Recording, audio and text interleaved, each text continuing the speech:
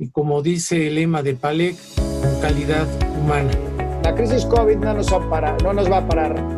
Los invito a permanecer en el crecimiento de esta dura enseñanza.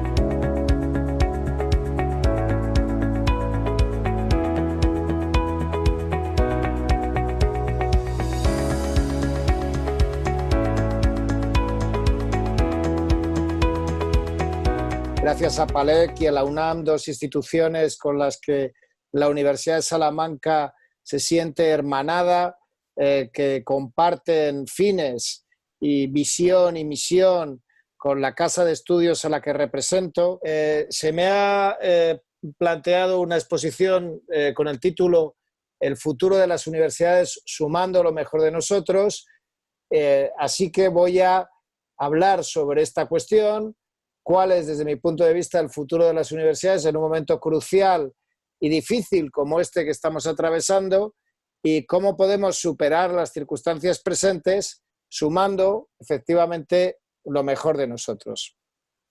Bien, llevo además meses reflexionando sobre el presente y el futuro.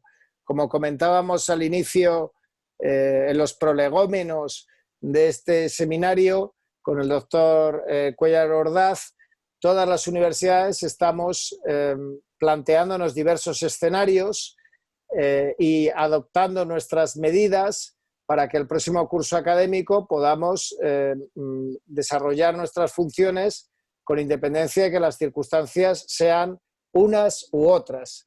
Esta metodología de los escenarios tiene una raíz científico-técnica que muchas de las personas, incluso los académicos que la utilizamos, desconocen o desconocemos o desconocíamos.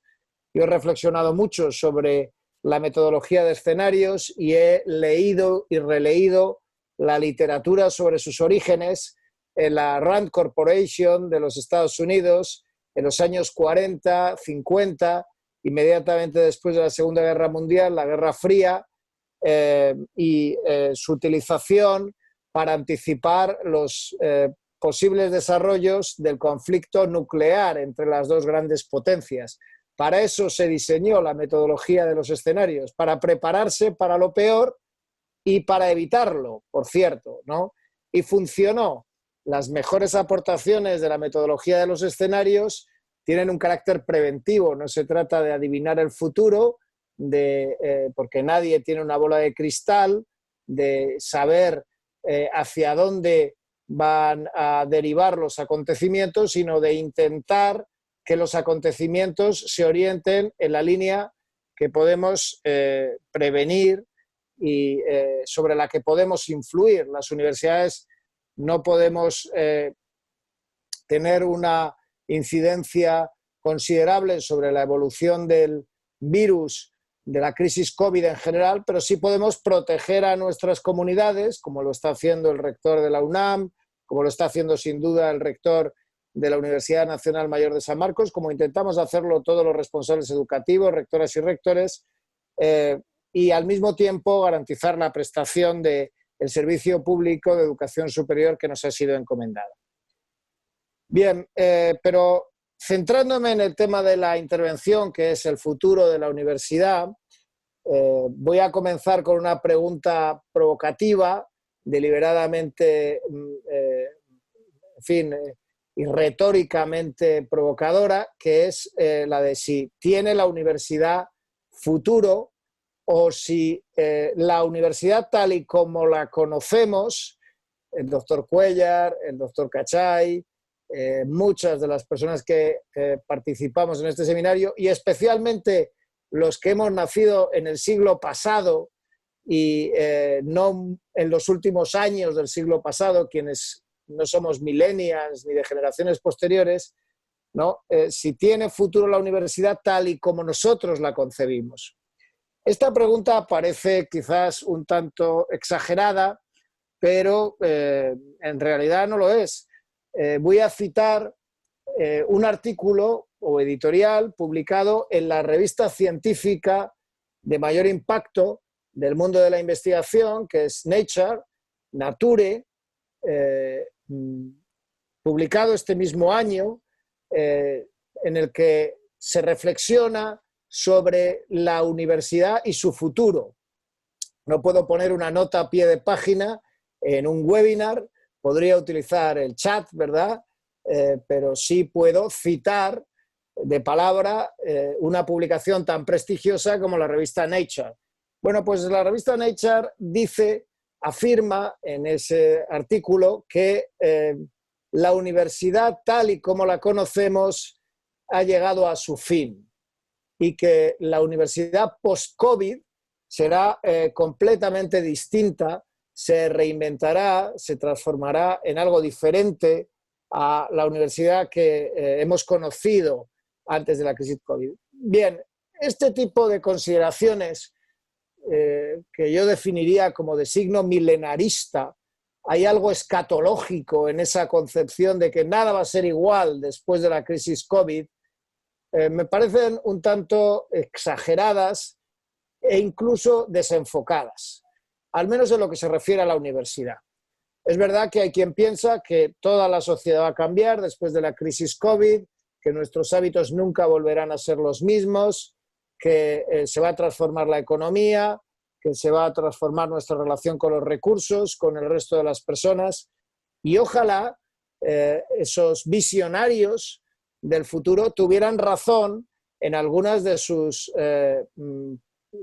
hipótesis, de sus pronósticos, porque efectivamente queremos, muchas personas queremos que nuestras sociedades se transformen en un sentido más equitativo, más igualitario, más respetuoso de todas las gentes, más considerado con los recursos naturales y el medio ambiente, que todos seamos más conscientes de la insostenibilidad de determinadas prácticas, pero bueno, yo no sé si en el Distrito Federal de México, por ejemplo, están circulando muchos menos coches de los que circulaban antes. ¿Ustedes creen que va a desaparecer el uso del automóvil como consecuencia de la crisis COVID? No, precisamente pues se producirá una vuelta del transporte público al vehículo particular en cuanto las limitaciones de movilidad sean y el temor al contagio en un momento muy agudo de la curva desaparezca. Bien, yo no estoy tan convencido de que la crisis COVID vaya a transformar radicalmente nuestras sociedades. Pero esto es un debate de altos vuelos, mucho más amplio, que, sin embargo, se puede proyectar en concreto sobre el futuro de la universidad. ¿Va a desaparecer la universidad tal y como la conocemos como consecuencia de esta crisis? En este sentido se pronuncia la revista Nature y es una publicación de suficiente fuste científico e investigador como para que sus consideraciones merezcan una réplica argumentada. Yo creo que esto no va a ocurrir. No va a ocurrir de forma drástica, al menos. La tesis de la revista Nature, al fin, es la tesis de una innovación disruptiva propiciada por una circunstancia de emergencia o de acuciante necesidad. ¿Se transformará la universidad como consecuencia de esta innovación disruptiva del cambio digital, tecnológico, obligado por las circunstancias de la pandemia? Bueno, yo voy a detenerme en las tres funciones básicas de la universidad, que son la transmisión de conocimiento para la formación de futuros profesionales y para la capacitación de profesionales a través de la formación continua, la docencia, en primer lugar, la creación de conocimiento a través de la investigación, en segundo lugar, me voy a detener también en esta función, y en tercer lugar, la transferencia de conocimiento al sector productivo para la realización de proyectos de todo tipo que contribuyan al desarrollo de la sociedad. ¿Alguna de estas tres misiones clásicas de la universidad va a experimentar verdaderamente una transformación total como consecuencia de la crisis COVID? ¿Es el futuro de la universidad en sus vertientes docente, investigadora o de transferencia de conocimiento muy diferente a lo que hoy conocemos? Es decir, dentro de 3, 5, 10 años la universidad va a ser otra cosa. Bueno, esta es la tesis de Nature, que yo no comparto. Yo creo que esta crisis va a propiciar capacidades nuevas por necesidad, está propiciando capacidades nuevas en la universidad. El mero hecho de que nos podamos vincular a través de esta plataforma que utilizamos en un seminario virtual es una demostración de esas capacidades nuevas que eran preexistentes, pero que ahora utilizamos con mayor profusión que antes.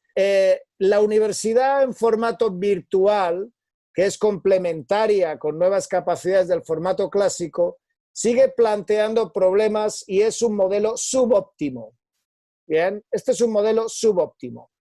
No quiere decir que yo esté en contra de las soluciones tecnológicas. Soy un usuario convencido de las soluciones tecnológicas, pero aún plantean problemas aplicativos y dificultades relacionales e insuficiencias comunicativas que no son suficientes que no permiten sustituir la reunión física de personas en un espacio compartiendo de manera libre y espontánea y dinámica sus conocimientos, que eso es la universidad.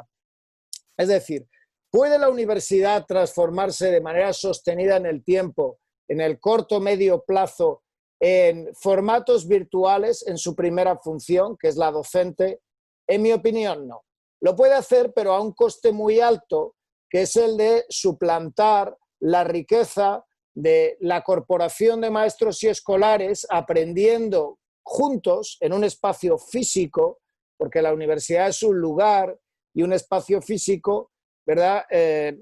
A cambio de estos formatos que presentan aún dificultades de interacción hasta sus últimas consecuencias y posibilidades de aprendizaje. Así que, en mi opinión, en el momento en que las circunstancias lo permiten, las universidades no van a permitir una suplantación de los formatos clásicos de enseñanza por estos formatos virtuales de manera masiva, porque existen riesgos muy altos de brecha digital, de desatención por la manera en que se organizan las reuniones, de imposibilidad de interacción entre todas las personas participantes de manera simultánea, que empobrecen de manera considerable la primera misión de la universidad. No estoy en contra de los formatos virtuales. Creo que nos han ayudado a superar una situación de crisis, que las universidades hemos demostrado una capacidad de transformación considerable, pero soy un convencido defensor de la presencialidad como formato de aprendizaje preferente, mejor por muchas razones. Pero paso a la segunda de las misiones de la universidad y su futuro. Entonces yo creo que transcurrida esta crisis COVID volveremos a los campus y tendremos que volver a los campus, porque en los campus los estudiantes además operan en unas condiciones de igualdad mucho más ajustadas que las que los formatos virtuales presentan, por las dificultades de conectividad, por las situaciones familiares y económicas de los distintos estudiantes. Los estudiantes son más iguales todos reunidos en el mismo aula que en espacios virtuales con accesos desde medios tecnológicos diferentes y desde espacios físicos muy distintos en cuanto a su grado de comodidad. Todas las familias, o cada vez más familias, tienen acceso a Internet, pero no todos los estudiantes se conectan con los mismos dispositivos ni en las mismas condiciones. Así que una apuesta por la educación descarta, y lo ha dicho la UNESCO, y lo han dicho otras instituciones muy respetables, una transformación digital súbita como la que plantean los defensores de esa transformación radical. Este es el primer plano. La segunda misión de la universidad es la generación de conocimiento y podríamos plantearnos si la crisis COVID va a llevar a un replanteamiento de la investigación en las universidades. Claro que en el momento más agudo de la crisis COVID, hasta los laboratorios de las universidades se han visto afectados. En el caso español, un estado de alarma estricto, con unas limitaciones de movilidad extremas, han llevado a situaciones en las que se han cerrado los laboratorios universitarios. Pero ese cierre, incluso temporal, por unas pocas semanas, ha generado una gran controversia social y en las universidades sobre la importancia de la investigación. Es decir, ¿es aceptable que mantengamos otros sectores del sistema productivo operativos, el transporte, la energía, los abastecimientos básicos, y que digamos que la investigación es prescindible durante meses. Y ese debate se ha resuelto con una convicción profunda en el mundo universitario, en el sentido de que la investigación no debería haber parado. Deberían haberse adoptado medidas de seguridad mayores. Ahora conocemos más los riesgos y las posibilidades de prevenirlos, pero si creemos que el futuro de la humanidad, también a la hora de afrontar desafíos como la crisis COVID, pasa por la investigación, no podemos interrumpir la investigación o ponerla en hibernación, como se ha puesto en el caso de los laboratorios, por este tipo de circunstancias. Claro que la investigación tiene muchas vertientes distintas, la investigación en ciencias sociales, en humanidades, en ingenierías, la biomédica, en fin, hay muchas modalidades de investigación, pero la creación de conocimiento no puede prescindir de la coexistencia humana y física de los espacios universitarios, porque es en esos lugares donde surgen las ideas. Hay un trabajo de investigación individual que requiere la reflexión y la introspección de cada investigador, pero también hay un trabajo en redes, hay un trabajo en la biblioteca y en el laboratorio que incluye formatos de encuentro atípicos, donde se comparten ideas y se producen serendipias, y esos lugares deben mantenerse para poder propiciar la generación de conocimiento. Esto va a seguir ocurriendo sin duda en el futuro, con pocos cambios respecto de las modalidades de investigación que ahora conocemos, en mi opinión. En mi opinión, la investigación universitaria no va a experimentar, tras la crisis COVID, una transformación radical, por fortuna, porque si la transformación fuera la línea de minimizar las posibilidades, pues esto sería, desde luego, muy arriesgado. Bien, ¿y qué ocurre con la transferencia de conocimiento? La transferencia de conocimiento es la misión más práctica de la universidad, coincide también con el compromiso social que la universidad debe demostrar, no se proyecta únicamente sobre las empresas y el sector productivo, sino que también debe dirigirse a la sociedad civil, las organizaciones no gubernamentales, las organizaciones solidarias, y esa labor universitaria de transferencia de conocimiento para mejorar la calidad de vida de las personas difícilmente puede desarrollarse también en un contexto de no presencialidad o de transformación digital de las universidades.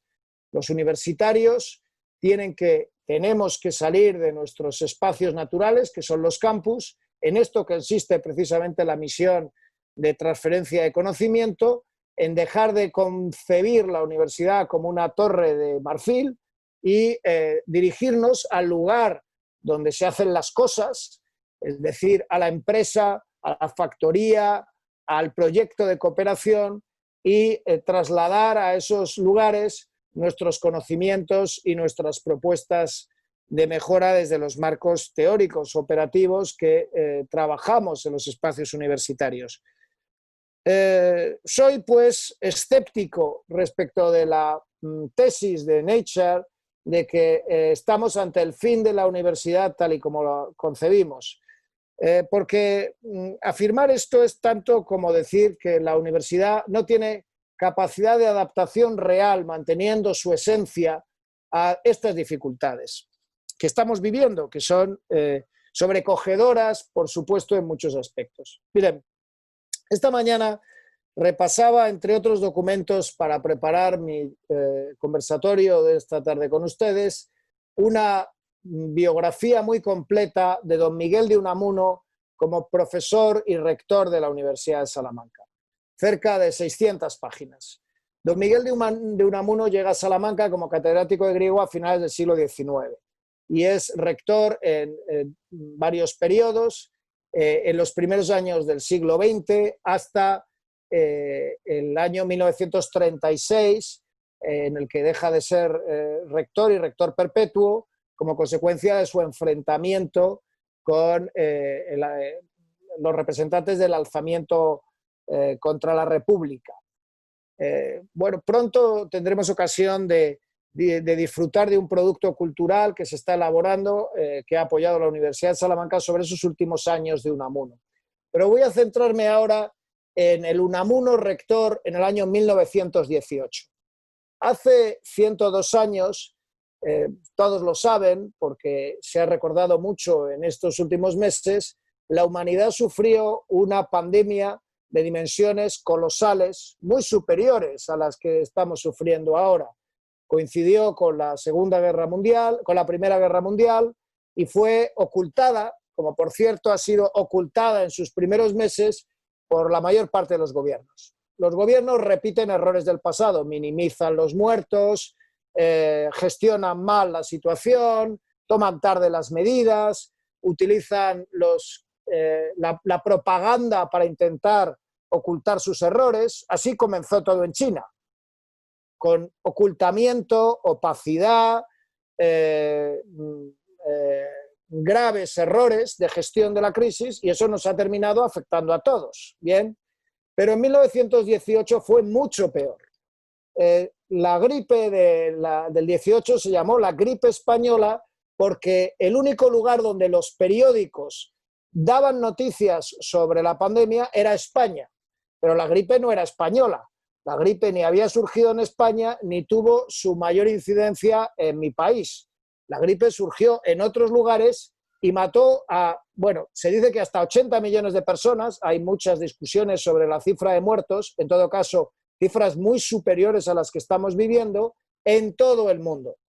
Ahora mueren 750, 800, 1000 personas en los países más afectados diarias, pero estamos muy lejos de alcanzar las cifras de 1918. Bueno, ya digo que Unamuno estaba en la Universidad de Salamanca en 1918 y que los periódicos de la época en España no ocultaron la pandemia, a diferencia de lo que ocurrió en el resto del mundo. En el resto del mundo, los gobiernos de países democráticos ocultaban la pandemia por razones estratégicas y políticas. Bueno, fue, por tanto, un acontecimiento del que habló mucho la opinión pública en España, la pandemia de 1918. ¿Saben ustedes cuántas líneas hay dedicadas en una biografía de don Miguel de Unamuno como profesor y rector de la Universidad de Salamanca de 600 páginas a la pandemia de la gripe española? 0. Ni una línea. ¿Saben ustedes cuántas veces menciona la pandemia de gripe de 1918 Miguel de Unamuno en sus discursos, sus libros, sus cartas? Pues yo no lo sé, pero no he conseguido encontrar ni una sola mención. Así que, ¿le preocupó a don Miguel de Unamuno en su gestión como rector de la Universidad de Salamanca y como profesor la pandemia de gripe? Por supuesto, tuvo una incidencia también sobre el estudio, porque hubo muchos contagios y muchos muertos. Además, la pandemia del 18 afectó a personas mucho más jóvenes que la actual. Saben ustedes que por franja de edad el COVID afecta mucho a personas de edad avanzada y mucho menos a personas de edad joven. La pandemia del 18 hizo que murieran muchos niños, millones de niños. Entonces tuvo una incidencia sobre los sistemas educativos muy superior a la que está teniendo la crisis del COVID. Bueno, pues en su incidencia sobre el devenir universitario español, la pandemia del 18 es irrelevante. ¿Qué le preocupaba a don Miguel de Unamuno? Le preocupaba más el ministro de Educación que la pandemia de gripe. Saben ustedes que los ministros de Educación o los ministros de universidades a veces le dan quebraderos de cabeza a los responsables educativos, ¿verdad? Bueno, pues esto es lo que le preocupaba a don Miguel de Unamuno. ¿Qué va a pasar con la reforma universitaria? ¿Me van a limitar la autonomía universitaria? ¿Qué va a pasar con mi presupuesto? ¿Cómo van a ser los planes de estudios? Estas eran las preocupaciones de don Miguel de Unamuno en el año 1918. Y la pandemia no transformó en modo alguno la universidad. Así que yo no creo que lo que está ocurriendo en este momento en el mundo, con todas las capacidades y recursos que tengamos, va a producir un efecto sobre el devenir institucional de la universidad superior al que tuvo la pandemia de 1918. En una comparación analógica, y dado que los patrones además se repiten, las fotos de los periódicos de 1918 en Salamanca son sorprendentes en su paralelismo con la situación actual. Todo el mundo con mascarillas, o como ustedes lo llaman, tapabocas, ¿no? Todo el mundo con sus mascarillas, con sus medidas de higiene, protegiéndose. Hubo confinamientos masivos de personas, hubo medidas muy similares a las actuales, porque el instrumental de reacción frente a una epidemia prácticamente no ha avanzado en siglos, lo cual es un problema, por cierto. Luego, las imágenes de los periódicos de 1918 son muy similares a las actuales. Dicho esto, ¿cuál es el futuro de la universidad? ¿Por dónde puede ir el futuro de la universidad? Bueno, yo creo que tenemos que transformar las universidades, pero no por la crisis COVID. Tenemos que transformar las universidades porque las universidades se enfrentan a exigencias sociales crecientes e importantes. Y la crisis COVID intensifica esas presiones y esa necesidad de transformación. No la condiciona de manera radical, esa ha sido la tesis principal que he defendido, pero sí exige una mayor concentración y una mayor atención en la mejora de la universidad. ¿En qué línea? Bueno, la última vez que yo visité México, el Distrito Federal, impartí una conferencia en el Centro Cultural de la Embajada y también participé, invitado por la UNAM, en la celebración del centenario de la autonomía en su Palacio de la Autonomía, invitado por el rector Graue y la UDUAL, dicté una ponencia sobre la autonomía universitaria. Esa ponencia acaba de ser publicada en un volumen editado por Siglo XXI, titulado Autonomías bajo acecho. Y existe todo un debate en América en torno a los riesgos y las amenazas sobre la autonomía universitaria. Este es un tema recurrente y trascendente.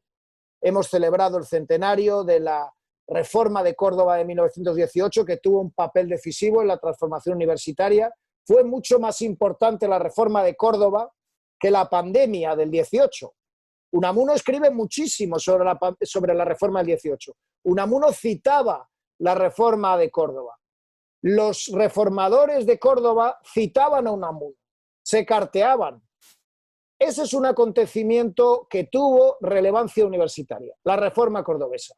Y la Reforma universitaria y la Declaración de la Autonomía Universitaria, porque a principios del siglo pasado se genera la autonomía en México también. Ese es un acontecimiento trascendente. 100 años después nos encontramos en agosto pasado para reflexionar sobre la autonomía. Y muchos de los rectores y rectoras participantes eran críticos con las medidas que están adoptando gobiernos que consideran que limitan la autonomía.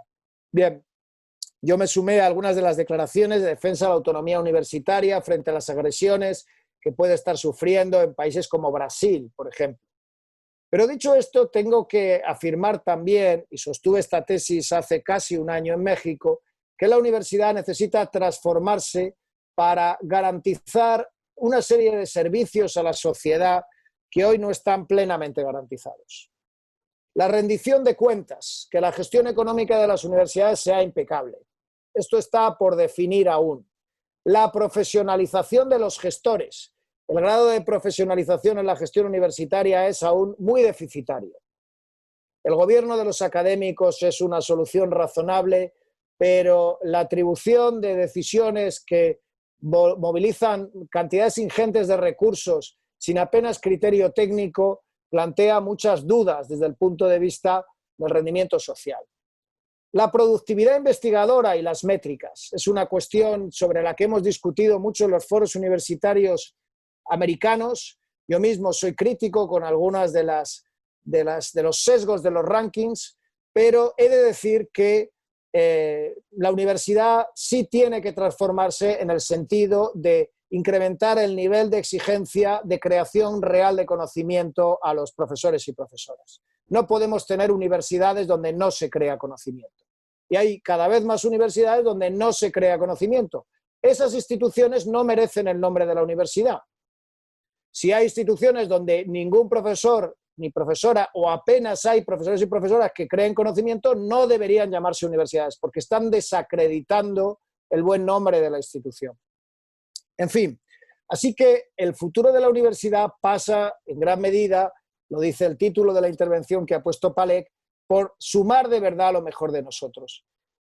He comenzado diciendo que yo, como persona curiosa, mantengo una de las claves del desempeño intelectual, que es la curiosidad. Si no hay curiosidad, no hay nada. En la universidad he dedicado algún tiempo a estudiar toda la literatura sobre la previsión de escenarios y sobre la futurología. ¿Alguno de los asistentes sabe quién se inventó el término futurología? Ahora solo tienen que teclearlo y lo encontrarán en la Wikipedia. Es un término de 1949. Esa es la primera utilización de la palabra futurología. Esta es una conferencia sobre el futuro de la universidad, pues créanme que yo he leído casi todo lo que se ha escrito sobre la futurología en los últimos meses. Pero también he leído sobre el riesgo y la complejidad, porque el momento actual, lo saben los responsables de la UNAM, lo saben los responsables de la Nacional Mayor de San Marcos, es un momento de riesgo y de complejidad. El futuro está por definir, nadie conoce el futuro. Lo decía Mark Twain, es muy difícil hacer predicciones y más si se refieren al futuro. ¿Quién podía pronosticar que iba a ocurrir esto? Bill Gates lo dijo hace algunos años, por cierto. Pero en ninguno de los libros sobre tendencias del futuro, miren, hay un libro de 2015 de Al Gore que se titula El futuro. Y Al Gore es un hombre reputado, ha sido vicepresidente de los Estados Unidos, es premio Nobel de la Paz, tiene algunas credenciales. Pues escribió un libro menos conocido que otros suyos titulado El futuro, las tendencias del futuro. En ningún caso dedica una particular atención a los riesgos de pandemias. ¿De acuerdo? Nadie podía imaginar seriamente que esto era uno de los futuros posibles. Entonces nadie conoce el futuro. Pero estamos expuestos a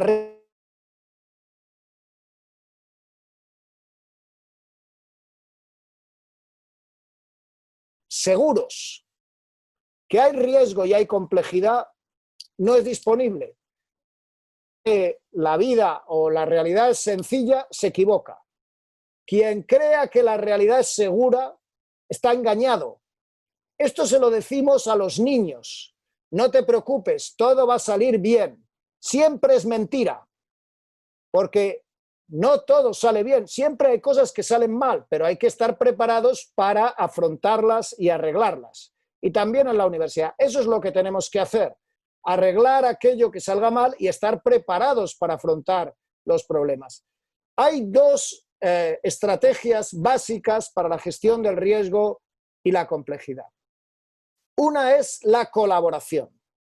Y el título de la conferencia lo deja muy claro, sumando lo mejor de nosotros. Si no sumamos, nunca vamos a salir de estas situaciones.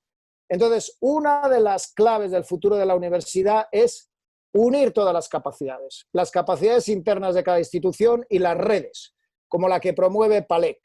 Alianzas estratégicas entre instituciones de educación con misiones y visiones compartidas. Todos los que estamos aquí queremos que la educación garantice el mejor futuro para las próximas generaciones, que haga que las sociedades prosperen. Esto es lo que nos une. Sumar energía, sumar capacidades es clave. La división de capacidades, sumar no quiere decir falsos consensos artificiales, sumar quiere decir también disidencias, pero reunirse para hablar sobre lo que hay que hacer y llegar a acuerdos desde la discrepancia es una de las prácticas imprescindibles para la gestión del riesgo. La inteligencia colaborativa, la participación, la imaginación moral, todos estos son conceptos de la literatura sobre prospectiva y desafíos de generación de escenarios en los contextos contemporáneos, desde una mayor participación que nuestros gobiernos no han garantizado en absoluto en la gestión de la crisis COVID, por cierto. Y hay una segunda clave, termino con esto, cumpliendo mi tiempo, para la gestión de la complejidad. He hablado de la colaboración, esto es clave, pero cuando decimos sumando lo mejor de nosotros mismos, lo que tenemos que sumar es lo mejor. Yo he intentado aportar algo esta tarde que fuera útil. Colaboración y lo mejor. He intentado ponerme mis mejores galas. Verán que he visto una guayabera, que es el smoking del Caribe, como dijo García Márquez cuando recogió el premio Nobel. Esta me la traje de México. Y es la mejor prenda que puedo utilizar en una Salamanca que hoy marca en el termómetro 36 grados. Y yo no tengo aire acondicionado en mi casa. ¿Bien? 36 grados. ¿Cuál es la mejor prenda del mundo para esta temperatura? De etiqueta. ¿Ustedes conocen alguna prenda mejor diseñada en su tejido y en su formato para esta temperatura en el mundo? Probablemente no existe. En las culturas que yo comparto no existe otra prenda mejor. Así que mi decisión no es arbitraria. He buscado la prenda apropiada para la temperatura a la que me encuentro. Y lo que he hecho ha sido imitar sus buenas prácticas. ¿Qué se ponen ustedes en Quintana Roo si no tienen aire acondicionado para un acto formal? ¿Con qué prenda viste el gobernador de Quintana Roo para ir a un acto formal, a una conferencia? Con esta. Eso es una buena práctica. No se pone un saco como el que yo me pondría para un acto en la universidad, un traje y una corbata a 6 o 7 o 14 grados. Estamos a 36 grados en este momento en Salamanca. Por eso yo he copiado su buena práctica. Cuando decimos sumar lo mejor de nosotros mismos es imitar buenas prácticas. Si en otro lugar hacen algo y lo hacen bien, si tienen un producto o una solución a una necesidad que se puede replicar porque está muy bien pensada, lo que hay que hacer es copiarla. Eso se llaman buenas prácticas.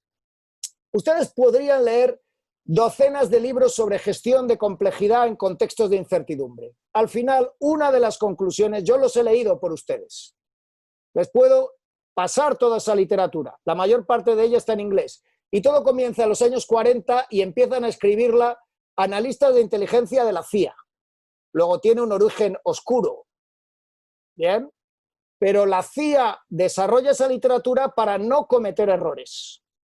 ¿Cómo gestionar la complejidad en contextos de incertidumbre? Antes de que llegara a otros foros intelectuales, todo eso está en manuales de inteligencia de la CIA de los años 40 y 50. Y lo que vienen a decir es, utilicen ustedes buenas prácticas, copien lo que funciona bien.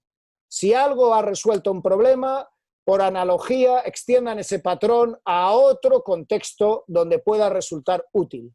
Colaboración y buenas prácticas. El futuro de la educación, el futuro de las instituciones de educación superior y, por tanto, de la universidad, también requiere en este contexto de incertidumbre y de complejidad mucha colaboración y muchas buenas prácticas. Y eso supone también desechar las malas prácticas, por ejemplo, aparecer todos con traje y corbata cuando hace calor, eso es una mala práctica, llegar a consensos falsos para no tomar decisiones difíciles, esa es una mala práctica, o sobreactuar en un contexto de amenaza, o permanecer pasivo en un contexto de amenaza, son malas prácticas, y afrontar la realidad desde la experiencia y desde recursos muy superiores a los que tenían quienes nos precedieron en el tiempo. Porque si Unamuno vivió 1918 y le importaron muchos más sus conflictos con el ministro que la pandemia de gripe, pues sería porque para él la universidad debía continuar todas sus misiones, aunque estuviera sufriendo la sociedad esa circunstancia que había que superar. Al día siguiente, y la universidad ha superado todo tipo de circunstancias políticas, económicas, sociales. Había que seguir compartiendo conocimiento, creando conocimiento y transfiriendo conocimiento a la sociedad, que es nuestro deber. Agradecida con el doctor Ricardo Rivero Ortega por privilegiarnos de su conocimiento, de la experiencia y sobre todo esta información tan relevante. El doctor Rivero, como rector de la Universidad de Salamanca, se ha caracterizado por preservar lo mejor de nuestras raíces. Apunta a los nuevos desafíos, al compromiso social, a la contribución de la creación del saber y la transmisión del conocimiento, y ahora una cuarta, convencido de la innovación. Imitar las mejores prácticas es una de sus mejores recomendaciones, que las universidades deben de generar también la ampliación de las capacidades obtenidas, la inteligencia crítica, que los claustros docentes deben de aprender a enseñar. Solo quien sabe puede otorgar saberes. Hoy es determinante los equipos y las redes para amplificar los resultados. Y como ser humano, el doctor Rivero declara en algunos discursos, y a mí me gusta destacarlos porque comulgo con ellos, que la universidad deberá de ser siempre para los jóvenes de cualquier edad, porque también declara que la universidad es la juventud eterna. Luchar por la verdad, reaccionar frente a la mentira, la perseverancia, contribuir a la dignidad humana, a la independencia, al derecho del estudio y el conocimiento continuo. Y con mirada al futuro basado en honestidad, tradición e innovación. Contribuir para comprender mejor la realidad, el mundo y las otras personas. Una propuesta concreta de PALEC es la utilización de la metodología de aprendizaje-servicio, así como modelos de inclusión que deben de llevarse hasta las aulas, ya que en esta pandemia es evidente que perdimos un gran avance en el camino del derecho de la educación por diferentes factores, condiciones económicas, de infraestructuras tecnológicas, de las habilidades y de las destrezas del manejo de las mismas. La brecha generacional entre docentes y estudiantes se enfatizó en este confinamiento. Otro factor altamente golpeado es la movilidad académica, como bien lo mencionó el doctor. La creación de nuevos modelos híbridos es nuestra alternativa, por lo menos en un principio, de la movilidad para aprender y servir. Hoy, con los grandes retos y desafíos, no solo de las universidades e instituciones educativas, sino de los gobiernos, de las iniciativas privadas, de nuestras generaciones, de nuestras nuevas generaciones también, ante una crisis que nos presenta la pandemia del COVID-19. Hoy quiero hacer una reflexión con todos ustedes. Primero, antes que nada, en este cierre del ciclo de conferencias, normalmente inicio mis charlas pidiendo que nos demos un abrazo y agradeciéndonos y diciendo gracias por estar aquí. Bueno, hoy no podemos hacerlo, pero igualmente de corazón les agradezco que hoy estén aquí. Hoy, ante esta pandemia, ante el confinamiento, hemos pasado por 3 grandes momentos: el miedo, el aprendizaje y el crecimiento. Hoy, en esta reflexión, los invito a permanecer en el crecimiento de esta dura enseñanza. Concluyo con las palabras del discurso de despedida de Brian Dyson al retirarse como CEO de Coca-Cola en 1991. Y casi 30 años después, cobra la misma relevancia. Los problemas no son eternos, siempre tienen solución. Lo único que no se resuelve es la muerte. Vive intensamente. Antes de hablar, escucha. Antes de escribir, piensa. Antes de criticar, analízate. Antes de herir, siente. Antes de orar, perdona. Antes de gastar, gana. Antes de rendirte, intenta.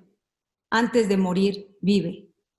Y la completo con una frase de la Madre Teresa de Calcuta que dice: vive, vive para servir, porque el que no sirve para servir, no sirve para nada. Muchísimas gracias.